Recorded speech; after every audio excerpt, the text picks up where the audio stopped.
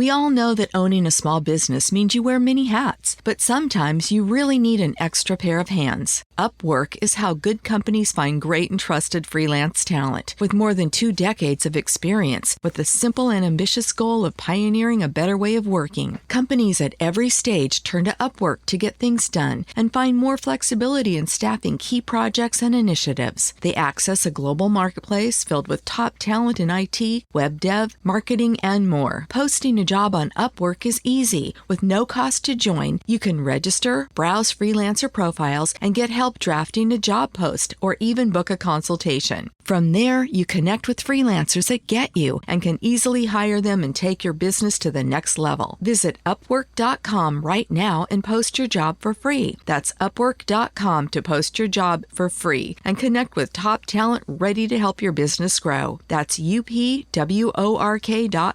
Upwork.com. This episode is brought to you by Progressive Insurance. Fiscally responsible, financial geniuses, monetary magicians. These are things people say about drivers who switch their car insurance to Progressive and save hundreds. Because Progressive offers discounts for paying in full, owning a home, and more. Plus, you can count on their great customer service to help you when you need it, so your dollar goes a long way. Visit Progressive.com to see if you could save on car insurance. Progressive Casualty Insurance Company and Affiliates. Potential savings will vary. Not available in all states or situations. What's up, family? Bet Online is the fastest and easiest way to wager on all your favorite sports, contests, events with first-to-market odds and lines. Find reviews and news for every league from the MLB, NFL, NBA, NHL, combat sports, esports, and even golf. Bet Online continues to be the top online resource for all your sports information, from live in-game betting, props, and futures. Head to Bet Online today or use your mobile device to join today and make your first sports bet. Use our promo code BELIEVE50, BLEAV50, to receive your 50% welcome bonus on your first deposit. Bet Online, where the game starts, who's a proud sponsor of the Bossman Show on your radio.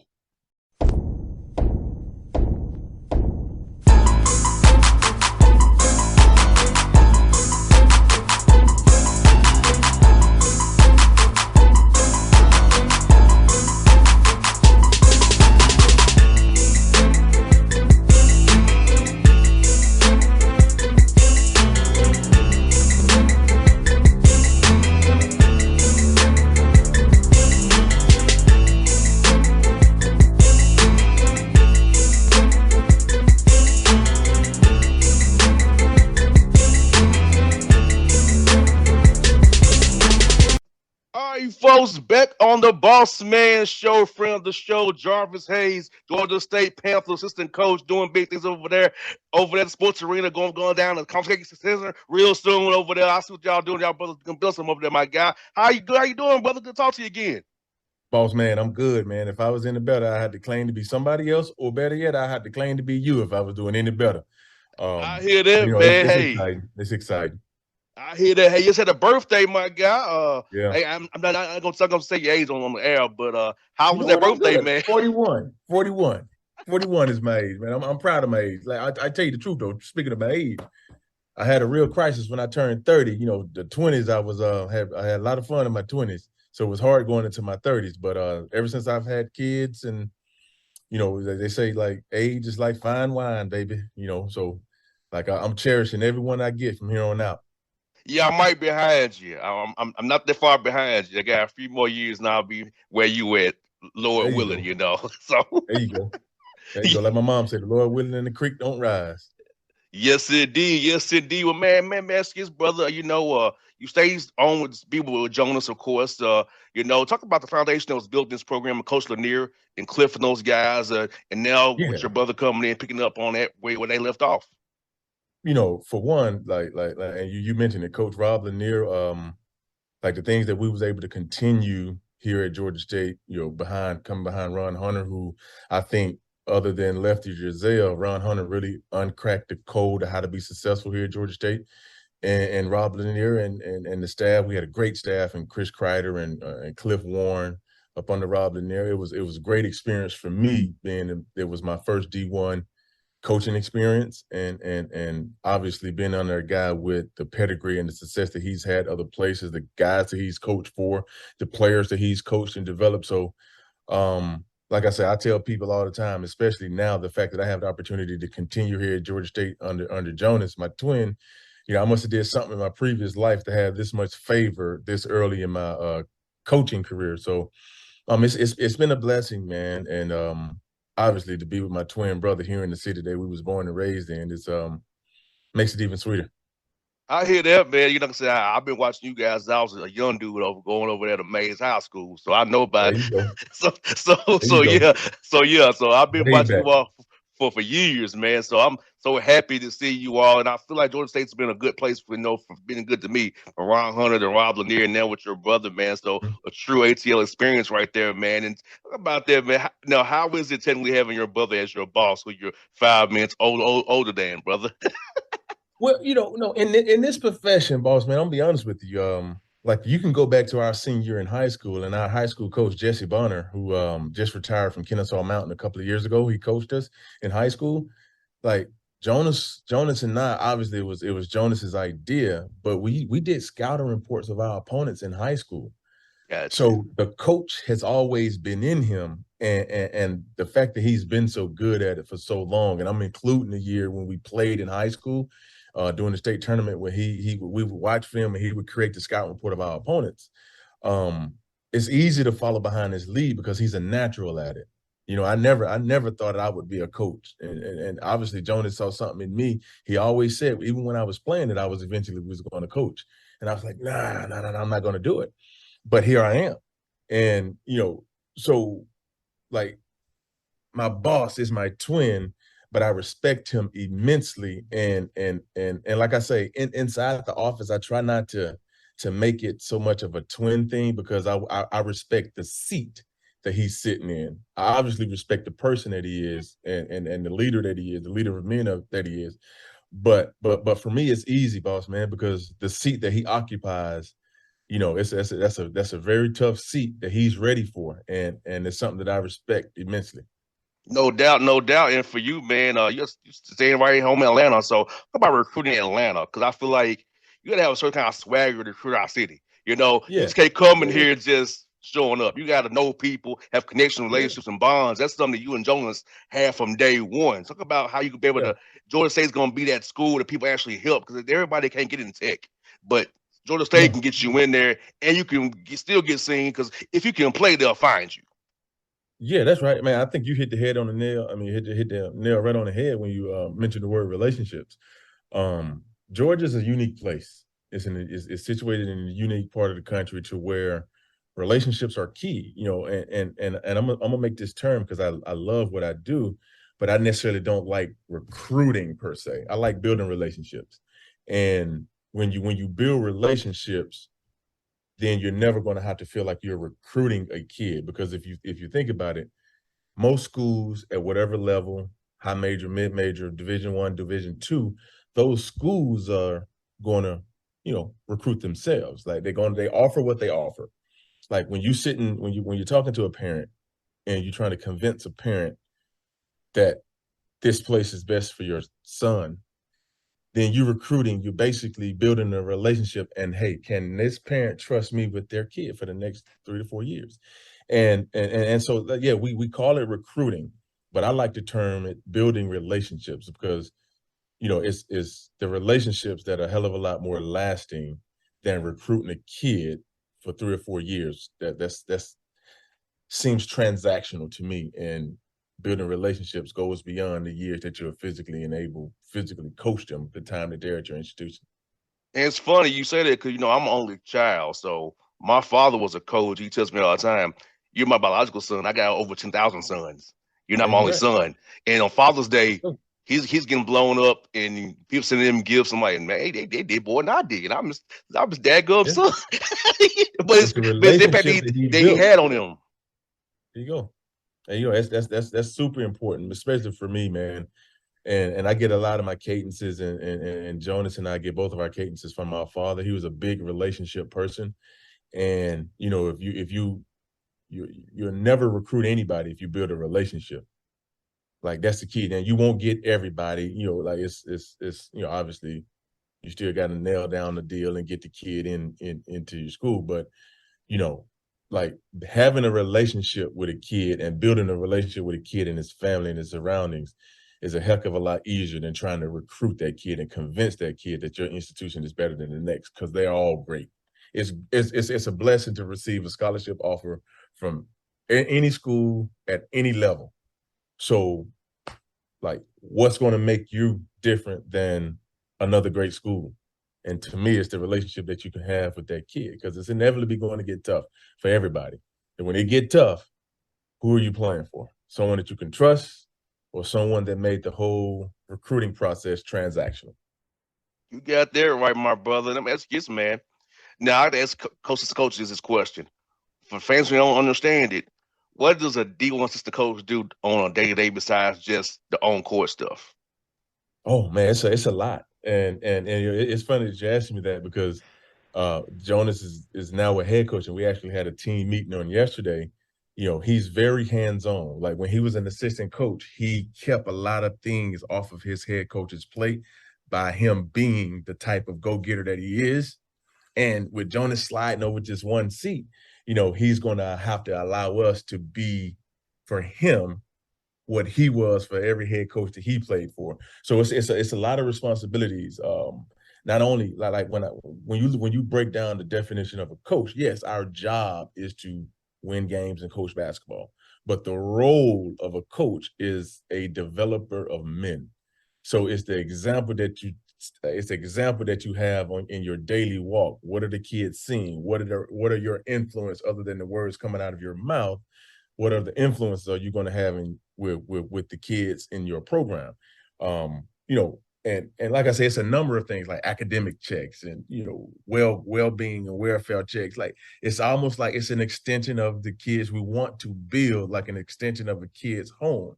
Now we'll never be able to love a kid like the kid's mother or father, but the goal is to strive pretty close to a family atmosphere. So when we take a parent's 18-year-old kid, when we give them back, they'll be a 21, 22-year-old man. So the responsibilities are endless. It's a lot of late night calls, early morning calls. It's a lot of counseling sessions, just speaking to them about life. And it's and for me and from my experiences, boss man, is I owe it to these kids to talk to them more about just basketball. Because if you fulfill every one of your dreams and become the player and play at the level that you feel like that you want to play at, and all your dreams and aspirations come true, the longest, most fruitful careers will be over, and most of these guys will still be in their mid-30s. So what are you going to do from 35 to 70? It's getting these guys to value an education, value relationships, value how you treat people every day. Like the true character of, and listen, because I'm big on character, like how you treat someone that can't help you, like that matters to me. Like your interaction to like the facility workers here at the arena or here at Georgia State, someone that has no bearings on your everyday life, like how to be a man in society and be, you know, just a citizen that goes well beyond them providing for us the blood, sweat, and tears that they do on the athletic court. Because, like I say, when the ball stops and the crowd goes silent, if you hadn't figured out who you are outside of this game, it might be a little rocky time. And my goal is try to avoid that for the ones who are blessed enough to play past college, and the ones who have other interests outside of basketball. Boss man, that's okay. It's okay to have other interests. It's okay to be interested in other things than basketball. Basketball is what you do, it's not who you are. So getting that through to the kids and obviously telling them my story and my path and trek through life, that's the reason why I became a coach. the basketball part of it, yes, I got a lot of developing to do. I got the basketball part, but seeing the look in these kids' eyes when I'm speaking to them and I'm pouring into them. Sometimes it's hard. I've had to have a lot of hard conversations, but it's worth it. It's worth it for me. It's funny to say at Jarvis because somebody made a comment to me that how at State Farm Arena at the Hawks games. I'm friends with the people who just making minimum wage, who are the security guards. Like you said, they can't help me. Right. I'm helping them because of Right. who I am. It's like I have no problem Right. talking to them about sports or Right. understanding the business of It's basketball humility, having humility. of how the Hawks work or how the Falcons work in Mercedes-Benz Stadium because those people are people too. So I don't judge you That's because right. of what you do for a living. Like you said, they can't help me do Having nothing. humility and respect. Yeah, Humility and respect. yeah, they can't help put money in my pocket, but Right. just the fact that I can be able to give them 5 minutes of my time, give someone Yep. my phone number, they can text me and ask Yep. me questions off the record That's right. about stuff they don't understand because I feel like this is my role because I was blessed to be able to do what I do. Sports was not my That's future right. after college, but now with this That's right. platform I have, I can affect people via my voice, my connections, and my platform, and being humble, like Yes. you said, enough to give them my time of day to show them that they are people. Now they're not just a security guard; they're a person behind that Right. security guard. Yep. How you choose to walk your everyday life. That's important for me. You've got that right, my brother. And I'm asking you this, man. How was the game of basketball changed since you played? You Oh. played in the NBA, played overseas, and now you're in the culture. Now, how has it changed through your basketball journey from high school to now, in your opinion? I think it's changed a lot. Like towards the end of my career in the NBA was when they started going to the small ball. So my last couple of years, is when I played a lot of the four. I was a 4-3, keeping the floor stretched my last couple of years. And I had this. It's funny that you mentioned that because I had this conversation with a couple of people maybe a week ago. Like I don't think it hasn't been any other time in basketball that you can look at high school, college, NBA, and international basketball, and they all seemingly are the same. Like from the concepts to the play to the style of play, physicality. It's a lot of the NBA is becoming a heck of a lot more international. The pace of the game has changed, and the type of shots that you look for. Like, I felt like I was a pretty good shooter when I played. I never was a volume 3-point shooter. Like my game was mostly mid range and in and posting, and I shot threes based on how the defense was playing me. Um, but today in today's game, it's only 3 shots that you want as an offensive guy. You're taught to get a 3-point shot, layup, or free throw. Like the mid range part of the game has kind of went away. Like you look at the college game, like the fact that they moved the 3-point line back when they did, I think is an opportunity for guys who are good in the mid range to have an opportunity to perfect that shot again because the space is so wide open. Very rarely, Bossman, are you going to be able to, like, you have your dynamic few guys that can break down a guy and get to the cup from the outside. Like, it's real hard to consistently get to the cup from behind the 3-point line. Like, most of the time, the shot that is there for the taking is that mid-range shot. Now, obviously, guys don't even practice it, and it's not a shot that most coaches want their teams taking. But I think along with the game changing from being a positionless basketball, the NBA they have 7-foot point guards and 6'5" centers now. So it's almost like the more versatile you are, the more value that you bring. Like, and you ever heard of the saying like jack of all trades, master of none? Yes. And it's almost like the game wants the jack of all trades now, right? Outside of shooting, like because that's a skill set that's going to transcend the times and the changing of the game. But more often than not, you want every player on the floor to be able to dribble, pass, and shoot.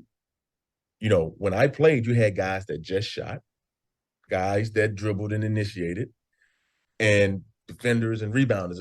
It was more specific. Now it's still to some degree going to be like specific, but the more things that you can do and the more positions that you can play, the more value that you have. So it's changed a lot in how teams are constructed. It's changing a lot to how college teams are constructed. So it's a difference. It's a difference. But once another Shaq is born, then the game is going to go back. Exactly, especially if it's 1 through 5 switching or 1 through 4 drop coverages that the NBA runs, and now so hey, you have to be able to switch 1 through 5 to be on the floor when it Basically. counts. Yeah. And that's why that Gobert trade threw me off, because Gobert is a drop coverage center. He's unplayable in the playoffs. He can't switch 1 through 5. That's why that trade threw me off from Minnesota. Like, what were you doing? But it's Minnesota. What else you going to do? Like, if you got a chance, like how is you going to get a Uber level star on the same level of a Gobert to go to Minnesota and potentially stay? Like, so I like the trade. I'm a huge fan of, obviously, my Georgia boy Ant-Man. I think he's on the cusp of blowing all the way to hell up. Excuse my language. Are you good? But you got Big Cat is going to move over to the 4. Gobert is going to go to the 5. Like, when you look at the league, it's basically an arms race, man. Like, ever since the era of the big 3, it's not even how the pieces match anymore. It's just about how many, who got the more weapons, who got the most arms. So, and then you can figure out how it all fits together. But the more guys that has the most weapons typically are the ones that's gonna, especially in playoff basketball in the 7-game series, the guys who have more guys typically are the teams that advance. Now, I was covering that Memphis Minnesota series. I was covering that series. They should have won that series. They should have won multiple. Minnesota choked that away. I was there in Memphis, and I was all for them whoop them tricks, and I was in. Yeah, it was a great series. It was very exciting. Being in Atlanta, I don't want to go to Memphis very often, but the Memphis Grizzlies crowd and playoffs was electric and crazy. I was like, wow, it's been a good franchise over the years. No doubt. No, that man, excuse me, man. Like, when you played it for the Nets, man, I still call the Meadowlands. Don't call it the Oscar Center. To me, it's the Meadowlands. How was it playing out there in East Rutherford, New Jersey, and shout out New York? What was your fan base like when you was up there, man? Man, they were lovely. Like, my first year there, we was teetering around with the playoffs. So it was Vince Carter's last year in New Jersey. Brooke Lopez rookie year. So we teetered around with the playoffs. Obviously, we didn't make it, but the city in of itself, I loved it. I think outside of my home city of Atlanta, like, that was a place, because I had my son towards the end of my first year there. My wife and I, we used to go over to, Broadway and watch plays. So from an entertainment standpoint, it was an amazing place to be. I stayed in Edgewater, right there in New Jersey, and I think Hoboken, I think was the name. But it was a great place to be. My second year there, I got hurt on opening night, and I missed like 50 games. And by the time I came back, we were like 3-48 or something like that. So, like, my second year there was pretty tough. But my experience as a whole in New Jersey was overwhelmingly positive. Yeah. This guy, I think, is one of the best announcers in the NBA. Your man Mason in Detroit. How was it being around Mason back in the day when he had the pounds basketball? Get up on your feet. Listen. He is the best in the business. He needs to sign a lifetime contract, at least a 15-year contract, to be the announcer of every NBA All-Star game. Yes. Every NBA All-Star game and every NBA Finals game. Like, because it's a production with him and his voice. I'm pretty sure he has influence, like insurance on his throat or his vocal cords, man. Because like, he has a powerful voice. No doubt, man. I go back and watch some of his videos on YouTube and from the finals when he had them going and get them going. I just love going to Detroit because to hear him do what he do, because it was fun to watch. The Palace too, man. I know Little Caesars Arena is a beautiful arena, but the Palace, man, it was nothing like the Palace. Now our boy Ryan Cameron may take some offense to us saying that, but Mason is the dude. Ryan is a legend. You listen to me. Ryan number 2. I gotta put Mason in number 1 though. Mason is a level. Like, you can put those 1 and 1 too. Like Ryan has the Hawks games thumping. Like he's a legend here in Atlanta. So no slot, no disrespect to Ryan Cameron. I love him. I absolutely love him and the energy he brings. Like them two are for me, probably the top two announcers in the game. No doubt, man. No doubt. And you know what's good about the Pistons fans? They had to drive up to Auburn Hills and say, shut up for you guys and played hard for you guys, man, because I feel like, hey, you all embodied those years when Larry Brown and Flip Saunders, you all embodied what Detroit was. Hard working, blue collar city. So I feel like you all represented what that was, man. I enjoy watching you all play on my NBA League Pass back in the day. There you go. Yes, indeed. Well, folks, that is Jarvis Hayes, assistant coach over Georgia State. Our Panthers doing big things in our city. Pat family 104 for sure for 04. Jarvis, my guy, it was fun, man. Do this again real soon, my guy. Thank you, man. Thank you both, man. Thanks for having me, man. Anytime. Anytime, brother. Peace.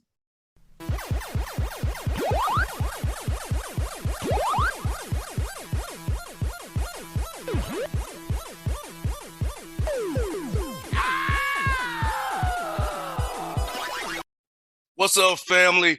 Bet Online is the fastest and easiest way to wager on all your favorite sports, contests, events with first-to-market odds and lines. Find reviews and news for every league from the MLB, NFL, NBA, NHL, combat sports, esports, and even golf. Bet Online continues to be the top online resource for all your sports information, from live in-game betting, props, and futures. Head to Bet Online today or use your mobile device to join today and make your first sports bet. Use our promo code BELIEVE50, BLEAV50, to receive your 50% welcome bonus on your first deposit. Bet Online, where the game starts, who's a proud sponsor of the Bossman Show on your radio. Shop the Sherwin-Williams 4th of July sale and get 30% off paints and stains June 27th through July 7th. With prices starting at $34.29, it's the perfect time to transform your space with color. Whether you're looking to revamp your interior or exterior, we have you covered with bold hues, soothing neutrals, and everything in between. Visit your neighborhood Sherwin-Williams store or shop the sale online. Delivery available on qualifying orders. Click the banner to learn more. Retail sales only. Some exclusions apply. See store for details.